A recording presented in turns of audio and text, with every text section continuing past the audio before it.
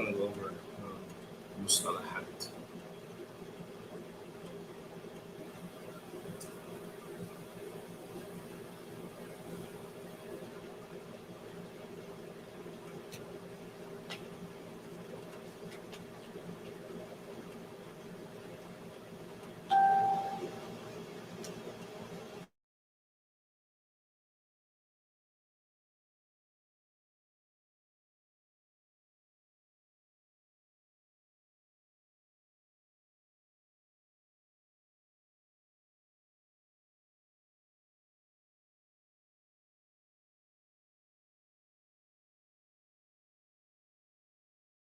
هذه المحاضرة حجة لنا لا حجة علينا يا رب العالمين أما بعد.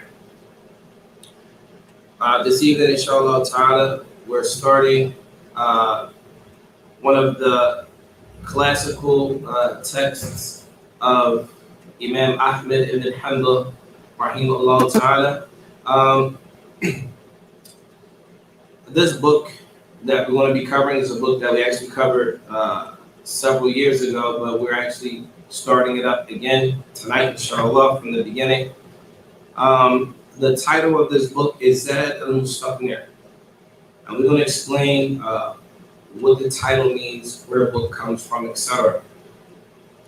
So, this book is following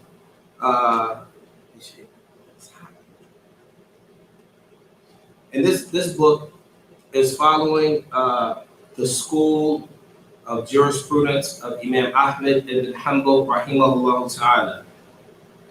As we know, in Islam, there are many various schools of thought or Islamic jurisprudence. From them, we have the school of Imam Abi Hanifa, rahimahullah. And then we have the school of Imam Malik. And then we have the school of Imam Shafi'i. And then we have the school of Imam Ahmed ibn Hanbal. These are the more famous schools of thoughts, but there are also others that are not famous. For example, the madhab of Zahiriyya, the madhab of Ibn Jarir al-Tabari. You also have there are many others of Thawriyya, Sufyan al-Thawri, and others. In any event, what we're going to discuss, inshallah ta'ala, we're going to obviously, we primarily teach here the madhab of Imam Ahmed, and that's because that is the madhab or the school of thought or Islamic jurist that we actually study. We are familiar with some of the other schools of thought. Say again. Okay.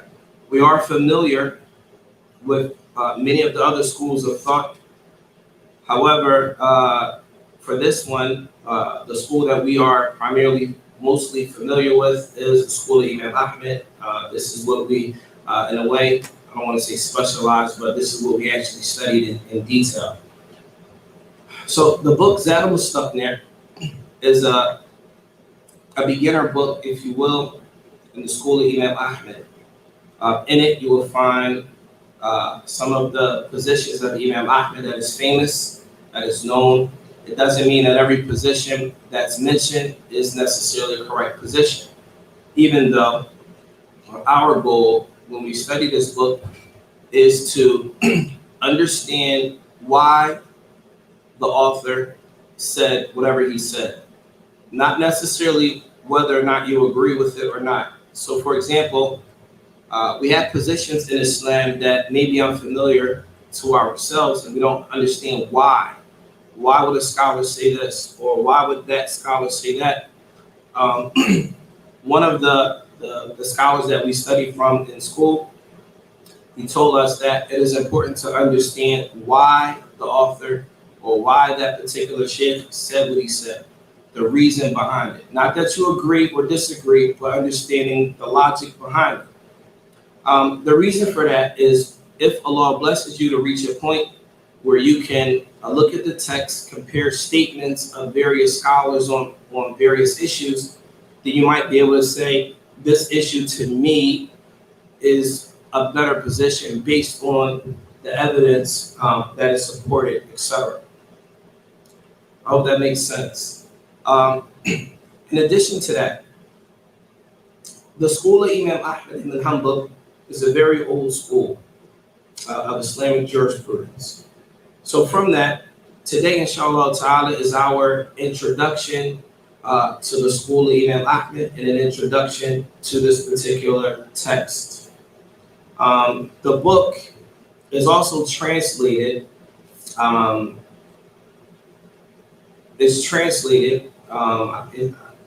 al-Mustaqni'. I believe that I've read it, I've seen it. It's actually translated. I think we have it in the office. The book itself is translated. And so if you do have the book, it will help you to go along and follow along with the book if you have it, inshallah ta'ala. So before we get into the steak and potatoes of our text, we're going to start by mentioning that the book, or the method, Imam Ahmad ibn Hanbal, rahimahullah, he did not put together his own method. And what that means is he did not write a book saying, this is the method or this is my school of thought. Rather, what he did was he did compile books of hadith, or he did compile a hadith, which is called the Musnad of Imam Ahmad. Okay, we'll put this on the camera, inshallah. This is the book here. Whoever has this, you can follow along, inshallah ta'ala, in this book.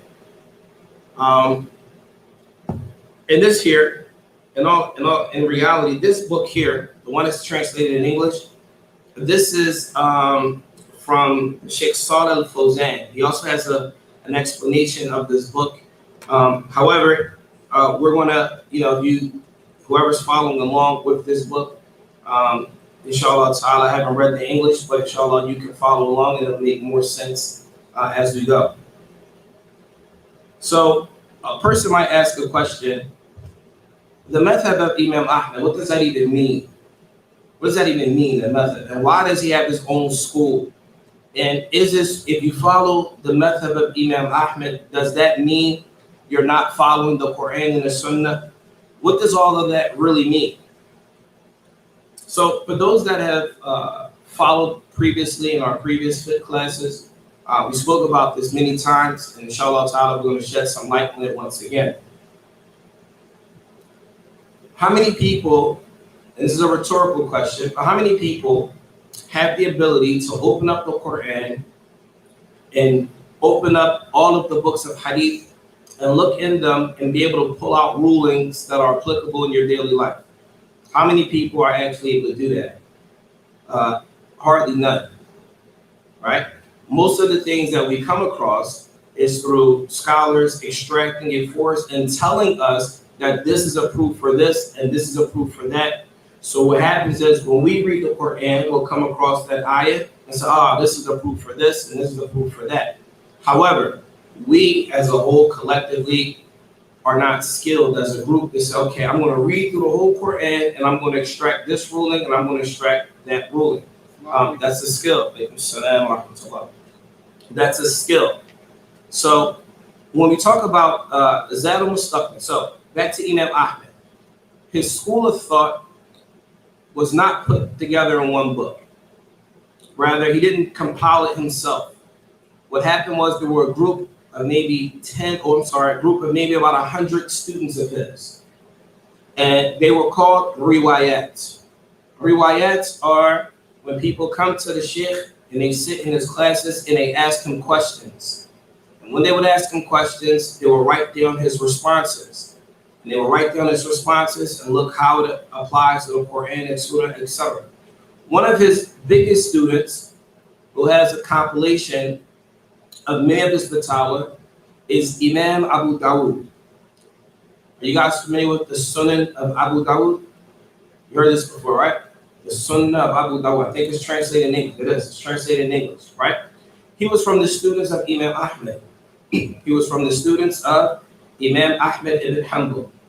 Yet, he was a scholar of hadith, yet he was a student of Imam Ahmad, and he also felt it important to write down all of his fatwa and why he gave certain verdicts.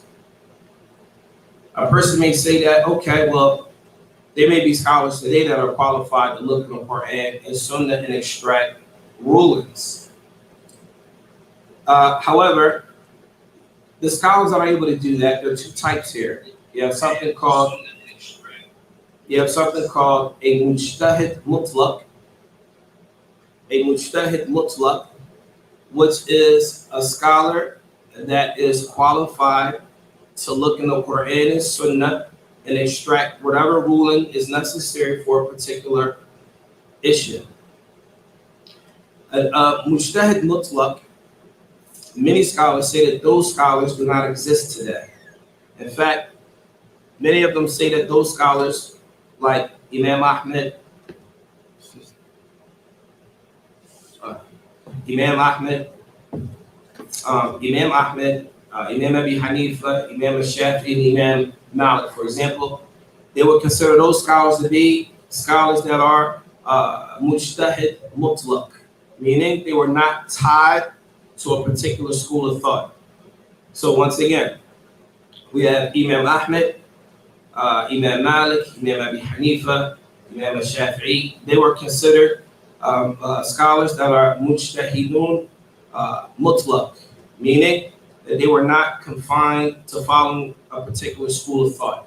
Now, many of the scholars today, any scholar that we meet today, many scholars that we meet today, they are confined for the most part to a particular school of thought, and they are called mujtahid muqayyid,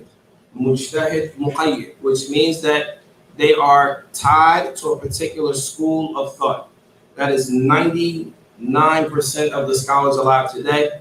If you look at this book here, it says the commentary of Zad al-Mustaqni', it says Sheikh Salih al-Fawzan. Sheikh Salih al-Fawzan is Hanbali. Sheikh Salih al-Fawzan is Hanbali. Matter of fact, 99 or 90% of the scholars of Saudi Arabia, they are from the Hanabila. In fact, the way of the school of Imam Ahmed ibn Hanbal, this school is taught. The school of thought is taught in Saudi Arabia, even in the universities, etc. If you wanted to learn a different method, then you would have to go out into the masajid and find certain scholars that teach those schools of thought. Now, let's get back to this particular book. So we said that the school of Imam Ahmed was compiled by students. They wrote them down, etc. They were called riwayats. Then after that, we have something called the mutaqaddimin, mutawassitin, and the mutaakhirin. The mutaqaddimin from his students are those that were closer to his time period, right? And from them is a very well-known scholar. His name is Ibn Qudama al-Maqdisi. Ibn Qudama al-Maqdisi. Now, the school of Imam Ahmed, before we get to Ibn Qudama, the school of Imam Ahmed was also compiled in a book called Mukhtasar al-Khiraqi. Anyone can listen to that. The book is called, those who have the ability to go research it, it's called Mukhtasar al-Khiraqi. Mukhtasar al-Khiraqi. This book was the first book that was put together from the school of Imam Ahmed ibn Hanbal. From that, many scholars later came up with their own variances of what Mukhtasar al-Khiraqi has. So from them, and the reason why I'm mentioning all of this is because it gives us an understanding of the book we're studying today. This is a classical text. From them, we have Ibn Qudama al-Maqdisi rahimahullah ta'ala. How many people have heard of Ibn Qudama? Heard of it? You never heard of it? All right. Huh? Sufficiency of the Creed, yes. So if anyone ever heard of the book called Sufficiency of the Creed, this book was written by Ibn Qudama al-Maqdisi. This book is translated in English. Ibn Qudama, as many of the scholars used to tell us, that his works, or some of the works that all scholars today for the most part use, he wrote books on various levels for various levels of students and scholars and etc. So the first book that is well known that he wrote is called Umdah al-Fiqh. The book is called Umdah al-Fiqh. This book was written on a very beginner level. In fact, in the book Umdat al-Fiqh, it has one statement, one position of the school of Imam Ahmed. And this is for a person that is just learning fiqh to study this book Umdat al-Fiqh. We actually studied that for 10 years. 8 years, 8 years we studied this book Umdat al-Fiqh with one of the scholars from Mecca, Sheikh Abdul Majid al-Sabayl. May Allah have mercy, or may Allah preserve him. I mean. After that, he wrote another book. Ibn Qudama wrote another book, and that other book was called Al-Muqni'. Al-Muqni'. This book, it contained two positions of Imam Ahmed in it. So what that means is you'll cover the school of thought of Imam Ahmed, and sometimes he has one position, two positions, three positions, four positions, and they all have evidence to support it. And they all have what? Evidence to support them. So the book called Muqni', this book was written for not the beginner student, but the mutawassit, the student that's a little bit above a beginner. This book became so popular that our author here, Abu Musa Hajjawi, he said, he took the book Muqni', and he said, I'm going to create another book, and he called it Zad al-Mustaqni'. Zad al-Mustaqni' is a summarized version of the book called Muqni'. I know I'm confusing some people. Like, what are you talking about? Sound you speaking Chinese. I get it. Take your time, because I'm just trying to combine them together. How did we get to this book here, right? And it just shows the levels of knowledge in Islam and how we have to respect it. So the book Muqni' was written for the beginner student, or I'm sorry, for the student that's slightly above a beginner, right? With that book, Abu Musa Hajjawi, he summarized that book into this book that we have here called Zad al-Mustaqni'. Zad al-Mustaqni'. That's a summary, and that's the book that we're going to be covering. And then I want to mention two more books that two more books that Ibn Qudama wrote. The next book is called Al-Kafi. The book Al-Kafi, as some of the scholars mentioned to us, this book was written for scholars. This book was written for scholars, right? And it also has various positions from the scholars of Islam or from Imam Ahmed in that book as well. And then he wrote another book. The last book that he wrote, it was called Al-Mughni. Al-Mughni. This book, Al-Mughni, was also written for scholars, but it was written for the scholars that give verdicts. It was written for the scholars that give fatwa. In other words, those that say this is halal, this is haram, you can do this, you can't do this. That's how that book was written. Any questions about that?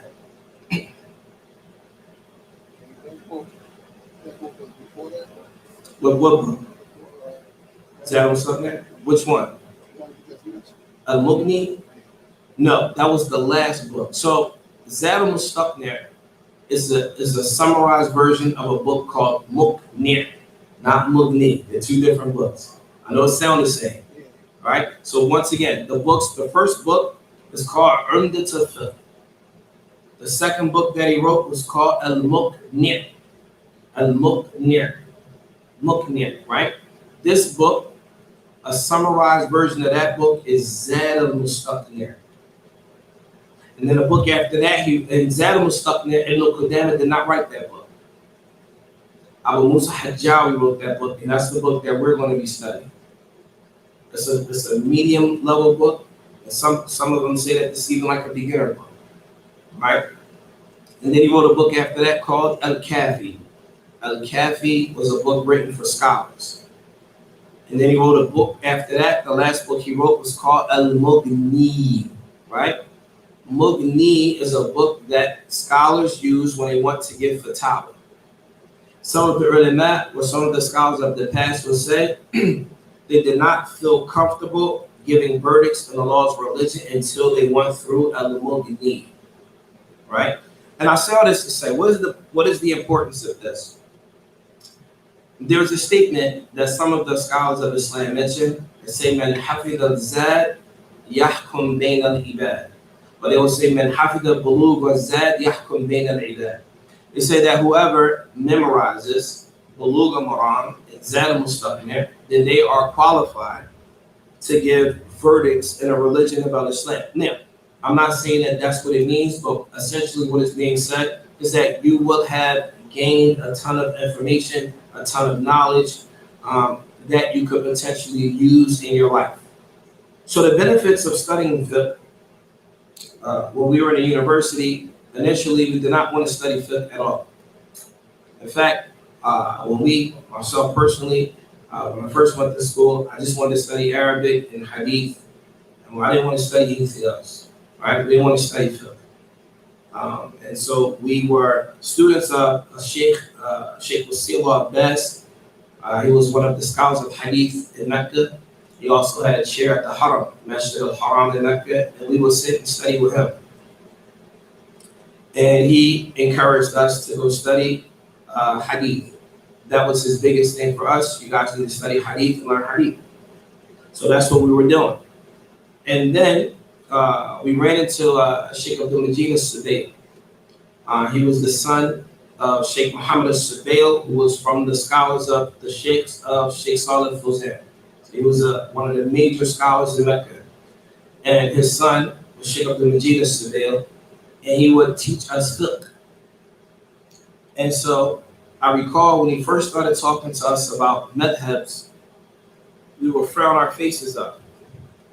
And we would question internally, maybe the Sheikh is not on the Sunnah. All right? Remember those days? Well, I don't Sheikh don't know what you're talking about. Hadith says this. I'm not trying to hear nothing you're talking about. We didn't say this to him, we said this to ourselves. And then we would leave like, man, I'm not really feeling all that madhab stuff, man. We want the Sunnah. We want the pure Quran and Sunnah. We don't want any of that. And so what happened was, I recall one day he mentioned, well, we all want Quran and Sunnah, right? He said, well, how do you want to find the Quran and Sunnah? You open up the Quran and Hadith and figure out rulings? So first, what are you talking about? And then we realized what he was really trying to say. And then he said to us, for you all living in America, you're in more need of this than Hadith. And we looked at him like, what are you talking about? We're in more need of this. He said, you guys in your country, you're in more need of learning fiqh than you are learning hadith. And at the time, we couldn't process it. But as the days, the weeks, the months, the years went by, it became more evident that this is something that we needed. So much so that we had a colleague, a student that studied with us. He was very influential in my life personally. His name was Ali Roach. May Allah preserve him. He was one of the students that was there. He preceded us in studies. And he graduated from Kuliya Sharia before us. In fact, Sheikh Muqbil, rahimahullah ta'ala, when he met him, he used to call him Ali al-Nahwi because his Arabic was so good. He's from Atlanta, Georgia. This is many years ago. At any event, he said to me, we need to, in America, we need to write our own books of fiqh. We need to get to the level that the American students need to put together their own books of fiqh so that it will be applicable in our environment. As we go along through the books of fiqh, we're going to learn that a lot of the issues that we covered may not necessarily be relevant because we don't live in that part of the world. The conditions are different. The people are different. The understanding the culture is different, right? But studying fiqh, it gives you the rules of how to apply Islam to your life. And what is needed in our society is that students, they go, they study, they understand fiqh and usul. Obviously, study aqeedah. Aqeedah is the asas, the primary thing. But in addition to that, we need to study fiqh and usul to understand how to implement things in our society. We live here in America. This is our reality, yes. Usul is the foundational principles of the religion. That's how I can translate it. Foundational principles of the religion. It will help us navigate life in this land where you are a minority, right? If you don't understand those things, Number one, you can oppress yourself. Number two, you can oppress your family. Number three, you can oppress your community. Number four, you can cause more harm than good if you don't understand fiqh. If you don't understand fiqh of the religion, you can give yourself, your family, your community more harm than you can give them good. And so because of this, he would tell me that we need to come together and put our own books of fiqh together, based obviously following a particular school, but make it applicable to our communities. And this is something that, inshallah, some students that are maybe stronger than us, inshallah, come back to America and put something like that together. And that way it can be beneficial to the Muslims at large. Any questions about that? It's hot, man. I'm trying to burn my mouth. Like, any questions about that? Huh? Like, do most people study fiqh or hadith? Now or before? When we were in school, most of the Western students studied hadith. When we were in school, I graduated in 14, you were 15, most people came after that. When we were in the past, most people studied hadith. They did not study fiqh. And honestly, in my opinion, and this is my opinion, I think a lot of problems that we have in our community now is because many students didn't study fiqh properly. When most people say they study fiqh, they say they read books of Sheikh Al-Thamaraat, rahimahullah ta'ala. That's not studying fiqh. That's studying what Sheikh Al-Thamaraat said, rahimahullah. What's the difference? Good question. When you read the books of Sheikh Al-Thamaraat, rahimahullah ta'ala, what you're doing is you're reading the Sheikh's position on issues. You're reading his position, right? Which is nothing wrong with that, okay? You're reading Sheikh Al-Thamaraat, rahimahullah ta'ala, you're reading his position on various issues. The problem for a student is you're just learning, so instead of becoming Hanbali, you're becoming Al-Thamaraat. Does that make sense? Yeah. Not that that's wrong, not that that's bad, but when you study fiqh from a traditional standpoint, you're studying why did Sheikh Al-Thamaraat say that.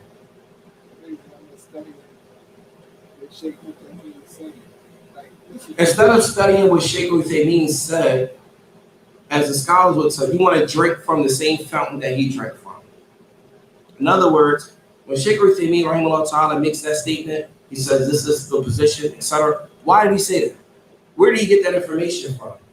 What books did he use to come across that? Let's say, for example, if you read through one of the books of Sheikh Al-Thamaraat, rahimahullah, he may say, okay, the strongest position on this issue is this. Have you guys ever heard this? This is the strongest position. What does that even mean? All right, what the Sheikh is saying is that this is the strongest position to him, meaning Sheikh Al-Thamaraat. Cool. I'm okay with that. You can be okay with that. He can be okay with that. But as a student of knowledge, what makes that position the strongest? A person that's not a student, they're going to look at what Sheikh Al-Thamaraat said. They're going to look at the ayah that he used, the hadith that he used, and the statements from the Salaf to support his position. And then you'll say, oh, khalas, that's the issue. I understand the issue now, right? But when you study from the standpoint of a student of knowledge, you're not starting off by studying the strongest position. You're studying all the positions, and you're studying all the evidence for each position, right? And by the time you finish on this issue, there may be 3 positions on this issue, and every position might have very strong evidence, and you may even find that majority of the Salaf, meaning the scholars of the past, they hold a different position than Sheikh Al-Thamaraat. So now, Sheikh Al-Thamaraat, rahimahullah ta'ala, his position may go against the majority of the Salaf, but that's the strongest position to him, and he has the right to do that. But you, on the other hand, you say, well, I'm not really feeling that. The strongest position in me is the position of majority of the Salaf. Does that mean if he went against the majority of the Salaf that he's wrong? No, because he had others from the scholars of the past that also held the same position. Make sense? But see, if you don't study Islam from that perspective, you're not going to understand that. And this is why the lack of study in fiqh is why we have brothers and sisters in this city now considering people to be innovators. They're not on the sunnah, they're not this, because they haven't been educated thoroughly. They have not been thoroughly educated. Does that make sense? So I'll give you another example. Let's say Imam Saeed, he hangs out, he's cool with Sheikh Tahir Wahid. I'm gonna put his name on because he's a hot button, right? Well, Sheikh Tahir, he associates with them, and because Imam Saeed's cool, that means he's an innovator too. That means no, it doesn't mean that. It doesn't mean that. In fact, just to even be able to label a person an innovator, you need concrete evidence. You can't just make a blanket statement and say this person's an innovator, but what kind of innovator? What's his level of innovation? Does it make him from Ahlul Bidah? Does it not? Did he oppose Did he oppose the ijma, the consensus of the Salaf? If so, which one? If not, then why are you speaking? The problem is not having knowledge. It makes it easy for us to open our mouths. It makes it easy for us to speak about issues. A person write a refutation against Sheikh Saeed, for example, and say because he's cool with this person, nobody can sit and talk to him. You will not. Where is that going against any usul, any ijma from the deen? Where's that? There's nothing that supports that. But what happens is when people aren't educated, it's like the blind leading the blind. In the land of the blind, the one-eyed person is the king. And this is what happens. Because Fulan might have studied Islam for a couple of years and he's convinced everyone that he's knowledgeable, and he opens his mouth and people believe him. Right? And that's a whole nother problem. And like I said, studying fiqh, it puts everything in its proper place. I can't say that he's an innovator unless I have concrete. And then before I even make that statement, there are rules that build up to that. Maybe he doesn't know. Maybe he doesn't know. Does he understand the dalil? Does he understand that he went against ijma? Does he even know that? Is there ijma'at on this issue? Yes, no, maybe so. If you don't have the skill set to speak to that, you gotta remain quiet. Because what happens is you separate between the Muslims, and you have Muslims dying, not even praying. We were at a janazah a few months ago with the brother Naeem. We were there. Naeem's in the room watching the brother, right? The brother wouldn't even speak to him. Where's that from Islam? He wouldn't even speak to him. He didn't want, so the brother wouldn't even speak to him. Because he's been, in his mind, Naeem's not following the guidance, the proper guidance. But but they're washing a dead body. They're washing a dead Muslim, and the other Muslim that's washing won't speak to the other one.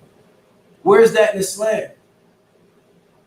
But this is what happens when we're not properly educated. This brother, may Allah pardon him, because he doesn't know any better. When he leaves, he goes home to his family, and now, if that brother passes away, or the brother over here passes away, he might not even pray over him. Because he goes to this place and they know this is fawda. Like Sheikh Muhammad al-Harbi used to tell us, the people who start this stuff, yatahammal yawm al-qiyamah. The people who started this stuff, they will be responsible on the day of judgment. They'll be responsible. How is it that two Muslims are washing their brother in Islam and they don't speak? They're praying a janazah, and the brother won't give the salams, but you're praying over a dead man. How is that? Where's that? This is the reality of what happens when you have information and you don't know how to disseminate it properly. This is what happens when you're in the land of the blind and the one eye is the king. Chaos.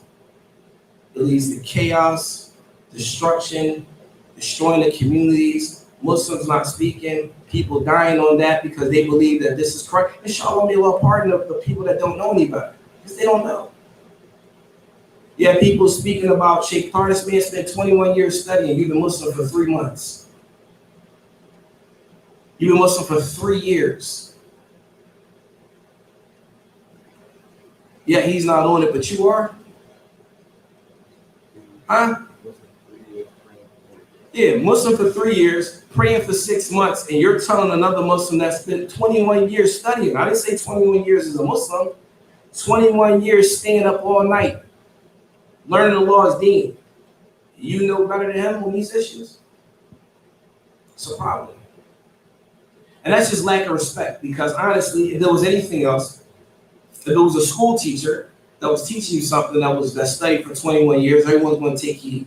If there was a medical doctor, and this is what he did for 21 years, everyone's going to be comfortable going to that person, right? But yet we have people that haven't even studied. I'm not even half the time studying, is trying to knock down somebody that put up 21 years. I'm not saying that he or anyone else are perfect. They make mistakes like everyone else. They can be corrected like everyone else. But to just come off and say, oh, this person's an innovator because of this and that, like, where's that even coming from? So, back to the premise, studying fiqh, it gives you the ability to look at issues objectively, right? It gives you the ability to think.